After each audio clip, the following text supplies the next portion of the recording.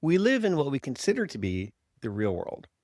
We trust our senses, we follow our traditions, we seek pleasure, avoid pain, and we hope that this all adds up to something meaningful. But what if we're not actually seeing the world as it is? What if everything we give meaning to is actually missing the point? What if the life we're living is actually more like a shadow play and we don't even know it? In this video, we'll explore the meaning behind Plato's allegory of the cave and how the intersection of modern neuroscience and rationalist philosophy shows that it's not just a story, it's a blueprint. Here's what we'll cover. First, what the soul actually is, both philosophically and even scientifically. We'll talk about why your brain is more like a shadow than a source, and how this shadow can allow us to quantify the unobservable soul, previously beyond the reach of science. And we'll talk about what it means to awaken, not spiritually, but structurally, really. So if you've ever wondered whether science and philosophy could finally speak the same language, this is for you. I'm James, and this is The Quantified Soul, where we explore the link between neuroscience, consciousness, and the deep architecture of reality. Let's begin. We'll start in the cave. Plato's metaphor is simple but profound. Imagine a group of people chained in place since birth, forced to face a wall. Behind them burns a fire. Between them and the fire, mysterious figures walk by holding up objects that cast shadows on the wall. The prisoners have never seen anything else, so to them, the shadows are reality. But then, one of them finally breaks free. He turns around, sees the fire, and eventually climbs out of the cave entirely. There, for the first time, he sees the sun, not a shadow, not a flicker, but the source of all light. Really, the source of everything there is, including the shadows. So the questions are, what are the shadows? What's the fire? And what lies beyond the cave? Many philosophers have tried to answer this over the years. Immanuel Kant spoke of phenomena versus noumena, the world as we experience it versus the world as it truly is. More recently, cognitive scientist Donald Hoffman suggested that our perception is like a user interface, evolved not to show us truth, but to help us survive. And contemporary conspiracy theorists make a variety of claims about the mainstream media, government, you name it. All you have to do is see through the lies to escape the matrix. These are all different perspectives, some more intelligent than others, but all of them point to the same unsettling idea. Our senses deceive us. The world we see is not the world as it really is. But if what we see isn't real, what is? Now, at this point, I'd like to introduce a framework called ontological mathematics, which is based on Pythagorean and rationalist philosophy.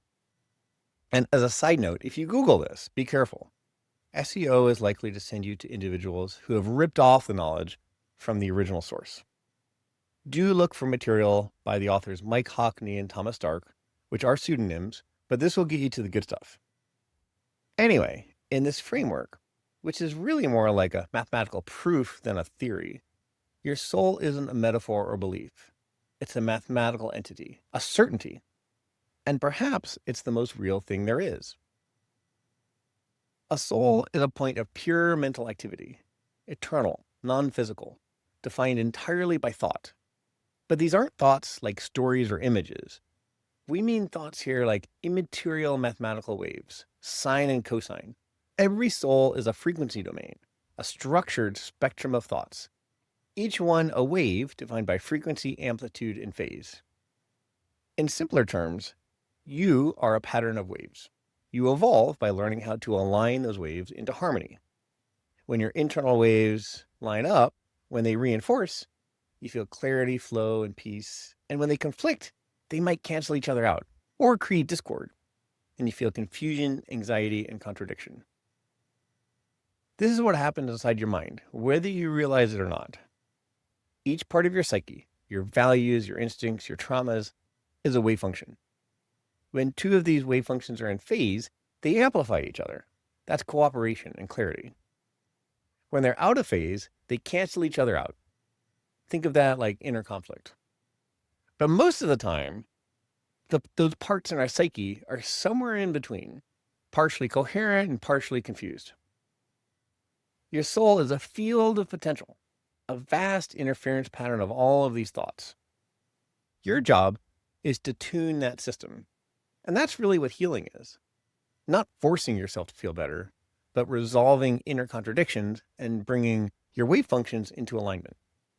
That's coherence. And coherence is what enlightenment actually is, not a mystical event, but a mathematical transformation, a phase transition into light. So what's the brain then? Well, if the soul is the signal, the brain is like the projection or the shadow. Your brain shows us the echo of your soul's wave function, distorted through time, genetics, culture, and experience. It's not the source of your mind, it's a kind of shadow cast on the wall. A space-time interaction between your true nature and the world around you. And most of us have no idea we're living inside that shadow. Because you didn't choose your genetics, or your family, or the social codes you were raised in. All of those act like filters, shaping how your soul's signal comes through. But here's the good news. You can tune it. Remember, the soul exists as a pure frequency domain, a singularity of thought waves. But when it enters into space and time, it unfolds into a pattern. The mind becomes a field, and that field projects into the brain. This is what we see in those neural oscillations and EEG scans, and in the rhythmic dance of cortical circuits.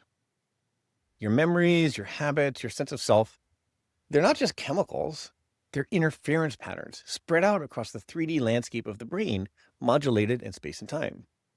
This is how mind becomes matter.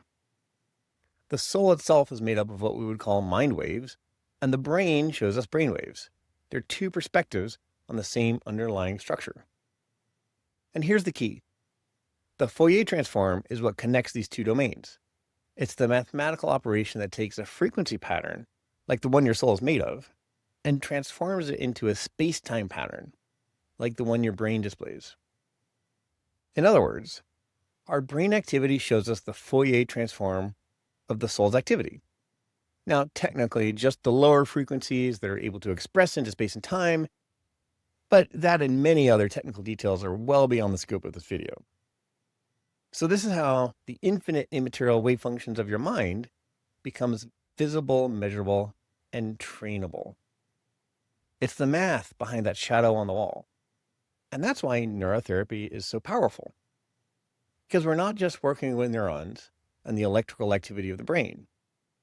We're working with an immaterial and eternal soul thinking mathematical thoughts.